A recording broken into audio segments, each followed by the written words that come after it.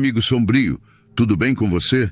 Achou que o carro Christine do livro de Stephen King, que teve sua história adaptada para um filme em 83, era o único carro possuído pelo demônio? Achou errado. Muitos anos antes disso, o Volga Negro estava aterrorizando as ruas da Polônia, e alguns acham que não é uma construção de ficção de terror, diferente do conto de King. Mas para entender o porquê, precisamos fazer uma pequena aula de história. Não se preocupe, é um momento de microaprendizagem indolor. Na década de 1930, a Europa Central estava, digamos, em crise. A Polônia foi duramente atingida pelos nazistas e pela União Soviética, cada um ocupando dois territórios diferentes. Os nazistas queriam todos os poloneses mortos, enquanto os soviéticos queriam que fossem deportados e, posteriormente, mortos. Foi uma época muito tumultuada.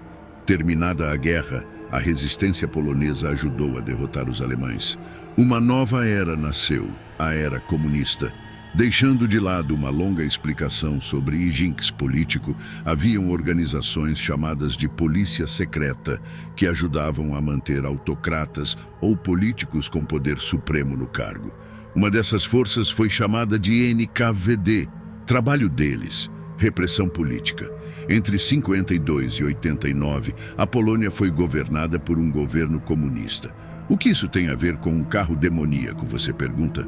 Bem, o NKVD, liderado pelos soviéticos, supervisionaria a fabricação do Volga Negro. A tinta preta era barata de usar e os utilizaria em suas patrulhas, aterrorizando os cidadãos. O mesmo efeito que os veraneios da polícia brasileira faziam na época da ditadura. Mas alguns acreditam que o próprio diabo pegou um desses carros nos anos 60 e 70 e cruzou os guetos para crianças e adultos desavisados. A lenda urbana diz que o próprio diabo pararia ao lado de alguém e pediria um tempo ou algo para conversar. Depois os mataria onde estivessem. O Volga Negro também teria uma placa com o número 666. Alguns dizem também que tinha cortinas nas janelas. A única maneira de escapar do motorista demoníaco era dizer: "É a hora de Deus, família e pátria."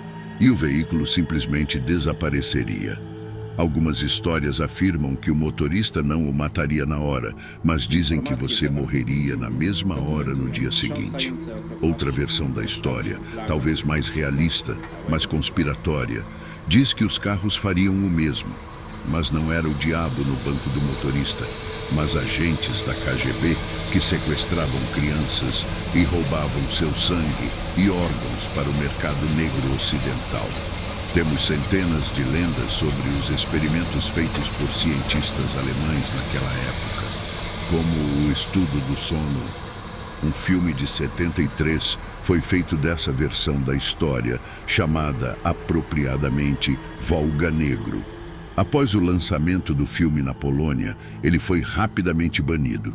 Durante as filmagens, o diretor Patrick Szymanski queria usar um Volga preto de verdade, mas não conseguiu porque os moradores assustados, ao ver o carro, se recusaram a sair, o que tornava impossível filmar no local.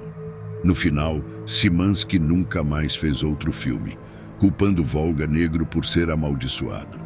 Outro filme mais do tipo super-herói, que não tem nada a ver com a lenda, mas apresenta o Volga, é chamado Black Lightning, de 2009. Esta lenda resistiu ao teste do tempo e é conhecida até na Mongólia. Em outra versão do conto, os cultistas usariam o carro para vasculhar as ruas em busca de crianças para usar em sacrifícios de sangue. Tal como acontece com a maioria das lendas urbanas e contos assustadores, The Black Volga é provavelmente algo inventado como uma metáfora para os tempos sombrios da história da Europa Oriental. Mas o fato de tantas pessoas ainda terem medo de sua presença faz você se perguntar qual versão dessa lenda urbana as assustou mais.